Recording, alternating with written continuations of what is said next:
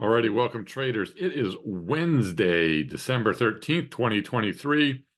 Pretty interesting day in the market. Federal Open Market Committee came out with their rate decision, and to the surprise of nobody, they left the rates unchanged, which is what was expected. But what was not expected today was the fact that they came out and said that they are considering cutting 3 times next year and maybe 4 times the following year after that, erasing a lot of the hikes that they have. The market took that info and man, did the market run with it. Let's take a look at what happened in the markets today. So, little exciting day as we get into the market. Let's just take a look quick here at my kind of intraday day trading chart. So you can see, just the markets up and down a little bit throughout the session. Just tailing off a little bit as we get close to 2 o'clock. And then as soon as 2 o'clock hit, boom, that first spike up here. As soon as, it wasn't the fact that they left the rates unchanged. It was the fact that they said that they may now look to cut. And it seemed like Powell had a little bit of swagger in his step, like, yeah, I got this. I did this whole thing. And we got it right where we want it. Are they going to cut 3 times next year? Some people think 4. Fed's thinking 3, 4 times the year after that. I don't know. Are they going to cut soon? I don't think so. Despite maybe some improvements in inflation a bit, unemployment is not where the Fed wants it to be. So unemployment is very strong. Economy is pretty strong overall. And inflation, not as much under control, maybe as some people think. I think the market was expecting a lot, and they got it today. So yeah, we popped up quickly from really this 46 level, popped up quickly 20 points. Then it just continued to run all the way up to 4709. So we did break the 4700 on SPX today before a little bit of a pullback, and then some big moves into the close on the session today. So let's get out of the daily, get into our weekly and daily charts here. We'll try to keep this brief so we can get into some trades today. So taking a quick look at SPY. That is a big ass candle right there. So a big move on SPY. Look at MACD and look at RSI. This is the highest RSI reading we have seen on the daily going back months in here. So certainly no divergence to the opposite side. RSI is higher reading as you can possibly get on the daily here as we're moving up, and well over the Bollinger Bands and the 3 ATR today. So a pretty good spike, and we're definitely in an overbought territory again, and solidly overbought this time, breaking above that. But as you can see back here, when we gapped up, and this big gap we have to fill at some point, potentially. Well, have to, but we will likely fill at some point. We gapped up here above the 3 ATR, and we stayed here for a couple weeks. So we can still stay overbought for quite a good period of time, and we've been there. We're looking at the NASDAQ today. So S&P up great, 1.38% today. Looking at the Qs, primarily the tech stocks here. We're now hitting overbought on the weekly and the daily. And then on the IWM, almost a 3.5% move today here. Like it's a giant candle when we look at IWM. This thing is now heading right back to this previous set of highs that we've had. And we've failed at 3 times, creating. Now we're going to look like we're going to head right into it again. We are only a couple points away from that. Another day like today, we'll hit that high. Let's see what happens. But you are overbought on the daily, but not on the weekly. So I think there's more upside to go in these small cap stocks. So overall, if we look at the S&P 500 stocks above their 50-day moving average on the session, you can see that that's up to 0.89. So almost at that 90% range, which every single time we have hit that, okay, going back, over a year now, every single time we've hit that 90, we have sold off decently. So we'll see what happens. Last time we hit it was back here in June, and that's when we sold off from about or the high is in June. If we take a look at SPY during that same time period, let's get into that, and we take a look at what happened back here in June, July area. I mean, we sold off from about 460 all the way down to about 410-ish in that range. So about over a 10% drop last time that happened. We'll see if it happens again, but it should be interesting. Put call ratio continued to drop here, and I think as that drops, it's going to eventually get that market moving the other way. VIX remained just unchanged and dead, not even worth covering at 12 points up. So still at 12.19 overall.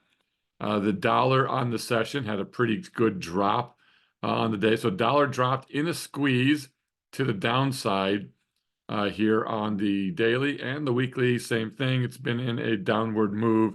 RSI, MACD falling. The dollar is definitely in a bit of a tailspin here. If we look at interest rates, pretty good down day on the session today, triggering a new bearish PSR reversal signal. However, going to hit oversold levels probably by tomorrow. So the 10-year to lows, and then TNX up to some new recent highs, getting close to 96 here, getting up close to the 200-day moving average. We'll see if we can crank through that, but this has been a pretty sharp recovery on TLT and a pretty steep decline on the bonds. So we'll keep an eye on how those things continue to move forward. And let's take a look at some of the futures out there. So with the dollar dropping almost a full percent today, you had a really good day on the Aussie dollar. You had a pretty good day on the British pound.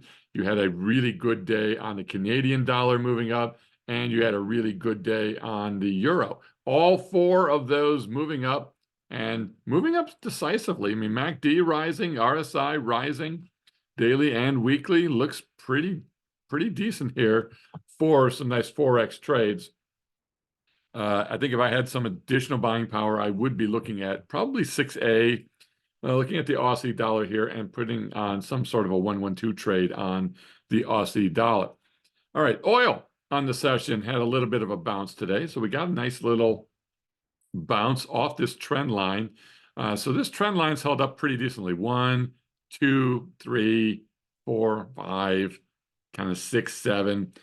So that trend line's held up. It's still going down. So it doesn't, we haven't broken below it, but we're certainly squeezing tighter and tighter and tighter. Depending on how you draw this wedge here, it may be tightening. If we ignore that one tail, it's a lot tighter in here. I don't know if we can really ignore that tail. It was definitely some intraday movement, but that's also where the 21-day moving average has just been following that upward line. So we'll see what happens, but decent looking day. MACD on RSI improved near oversold levels. I think it's something for us to keep an eye on. I think I'm saying that on everything here, but I like the little bounce on oil. Let's see if we get some follow through. But a good day on oil, up 1.8%, up over $1 on oil. Gold, big move up today. So on all of this news of Fed potentially easing. If the Fed's easing and rates are dropping, where are we going to put our money? Well, now gold becomes a little bit more attractive for people because rates may not be there. We're still looking at 5%, on T-bills and so forth, but you're starting to drop, decently when we look at that, the 10-year here, the 10-year down to 40. So really about 4%. Still not bad, still not shabby. By any stretch of the imagination. And if you're using margin, whether it's Reg T or even PM on Treasury bills and T-bills, you are getting an unbelievably great deal still right now. You may want to go out a little bit farther, trying to lock some of those rates in. I think rates will hold a bit on these T-bills until probably that April-May time frame. And then I think maybe that's when you'll start to see those things really start to potentially tail off a bit. So I think you have a little bit longer. It's free cash. for the most part if you're using treasury bills or bill, either one. So I think those are still good. We'll take a look at that. Bonds, we've already touched base on. This thing's getting into this tight wedge here a bit from the downtrend line. We'll see what happens. We pointed it out earlier on TLT. What happens when we hit the 200 here and this downtrend line? Does that signal a new breakout here? Do we come back down, retest something, and then make the move higher? We really haven't had a series of higher highs and higher lows. We have had, one higher high, a little bit of a higher low, and then all higher highs since then. I mean, you want to call this a little bit of a pullback here. All right, I'll give it to you a little bit here, but haven't had a really decent pullback to like the 21-day moving average since this first one here. So let's see if we can get something there. Otherwise, all good still on bonds. I mean, we're still bullish on where bonds are here. I would like a pullback to do a little bit more. And then copper, also like gold today, having a pretty good up day, bouncing off the uptrend line, staying above the 21-day moving average here, exponential. So that's pretty good. All right, there's futures. Take a quick look at sectors today, and everything in the green, led by the gold miners. So we've been talking about this. I've been tracking this. I like the gold miners. I like them a lot here going into 2024. And on this pullback that we had down here, I think this was the time to get in. Big move today. I mean, a 6% move on the gold miners today. The second leading sector, that really wasn't a sector, but the second leading sector here, or the area to look at, is, man, look at the regional banks today, up almost 6% on regional banks. So a couple pretty big chunk up days and gap ups on regional banks. Then right behind that, we've got biotech. Big day on biotech, up almost 5%. Big day on semiconductors, up almost 5%. Utilities, up almost 4% on the day. Real estate, up almost 4% on the day. Retail, up 3%. Pharma, up 3%. Small oil and gas here, the XOP, up 2.5%. Then you get into healthcare on down. The weakest sector of the day, okay, which was still good, was tech. Tech was the least up sector of all of these S&P sectors. So tech at the bottom. Second to the worst was communications. So both of those not having the same kind of day as some of these other, maybe more, not all defensive names in there, but some unusual sectors really leading the way in a big way. And when you see maybe the miners and some of those there, and you're watching the Russell, you've got some interesting dynamics going on, but strong sector moves today.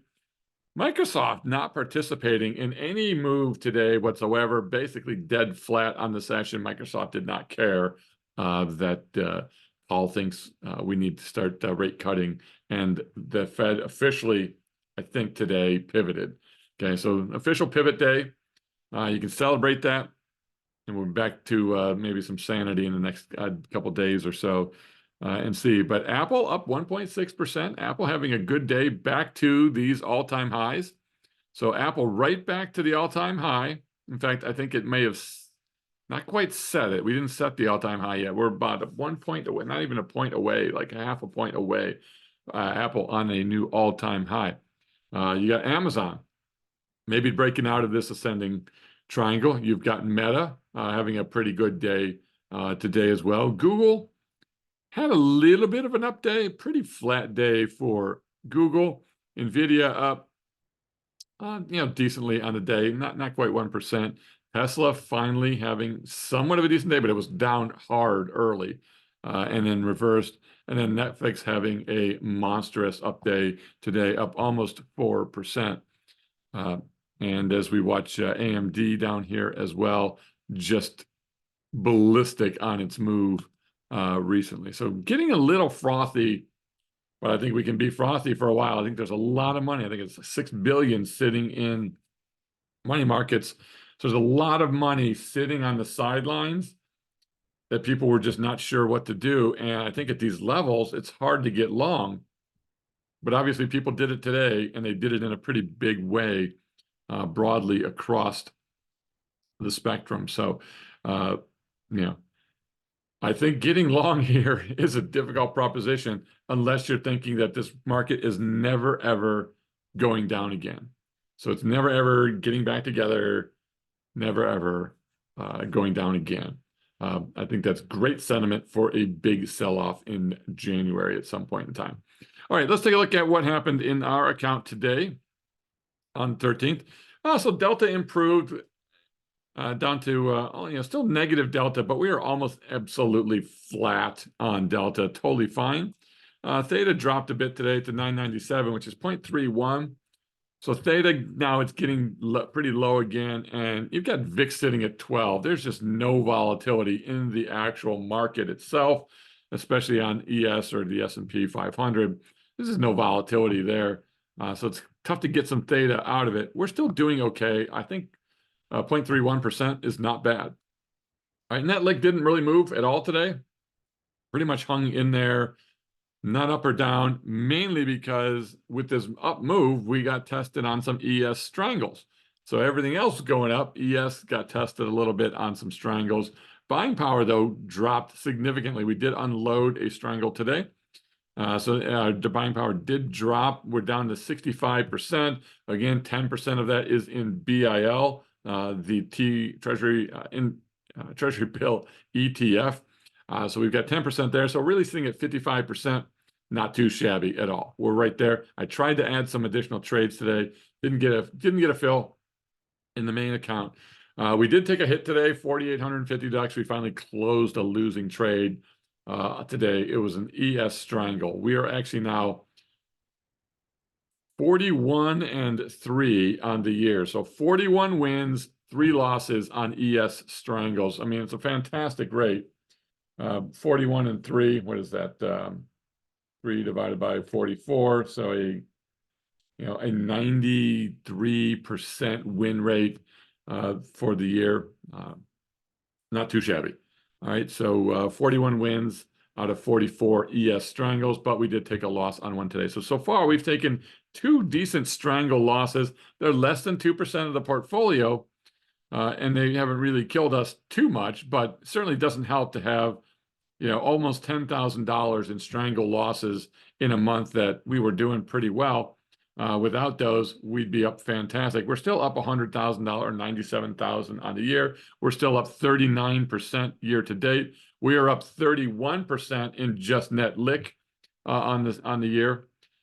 Why is realized a little bit higher? Well, because we're down on a couple things today, which hopefully we get some of those back. Mainly ES. We've got one other strangle that's hanging on. It's not anywhere near closing for a loss, but that's got our net lick down. So I think as we start to rally here a bit, and maybe a couple things correct. So anyway, took a loss today. No big deal. We are down on the month. We have some more stuff to close, so we'll see how we end up on the year. Not my favorite thing to go into this, to finish December in a loss. I still think we'll come up with a win on the overall month, but 2 strangle losses this month due to just crazy moves. The live cattle, crazy move, absolutely insane moves on live cattle, which have, kind of since as soon as we stopped out, of course, it bounced significantly. Doesn't mean it won't roll over and head back down, which it might be doing now, and it was down slightly today.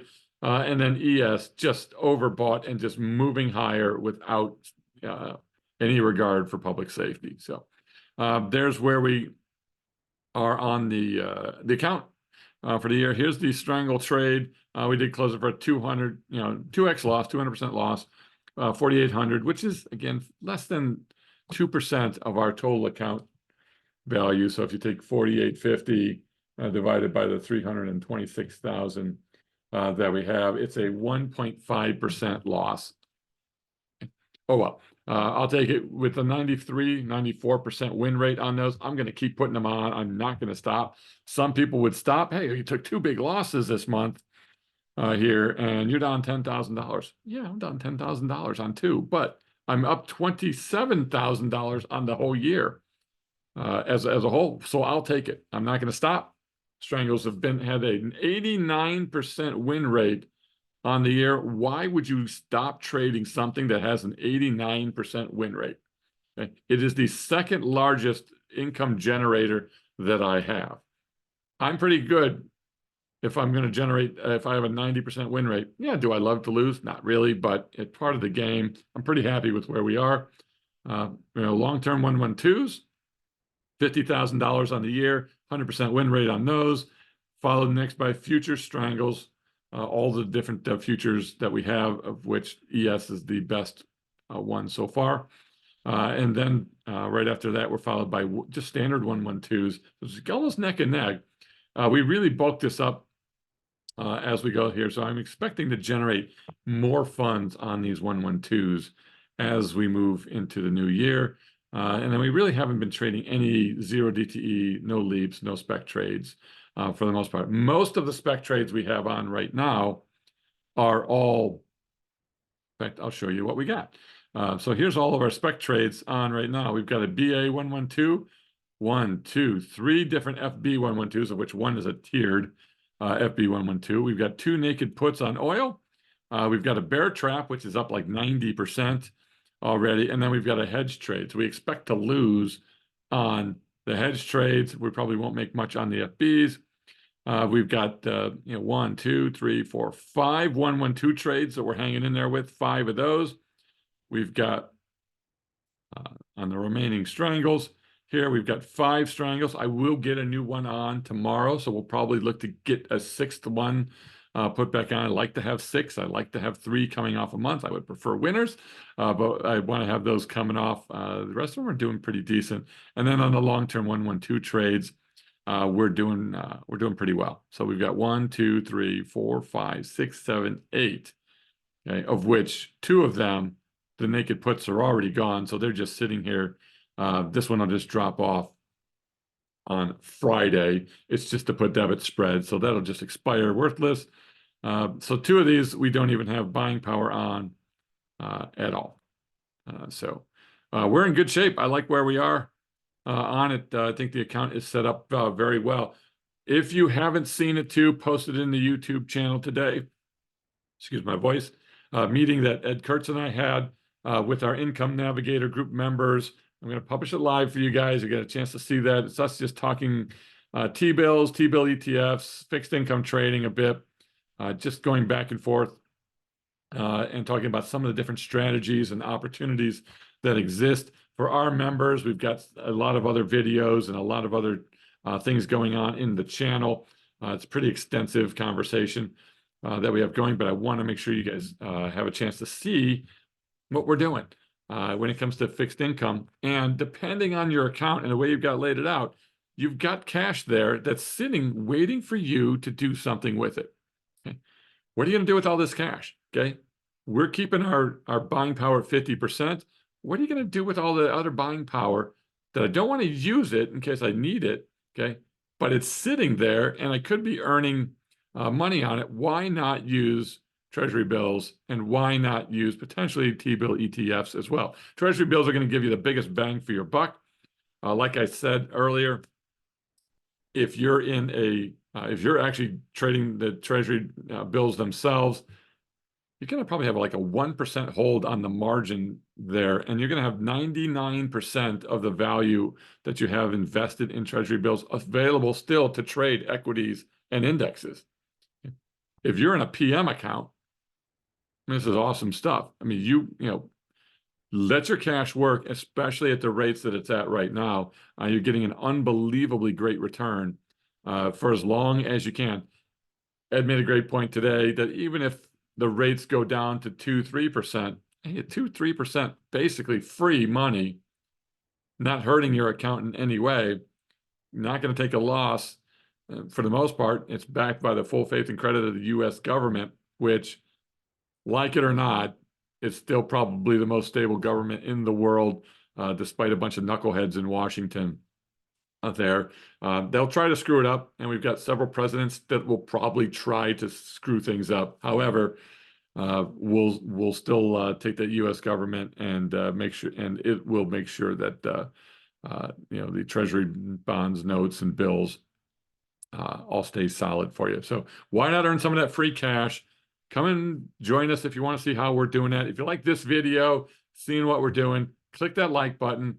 Go ahead and subscribe if you're not a subscriber. We're almost at 5,000 subscribers here. A couple more, and we'll hit that 5,000 mark. We're looking to grow more and help more people in 2024. Got a new trade plan out. We got some tweaks to some of the trades that we're doing. We got a great influx of members recently, so we've had a ton of people join.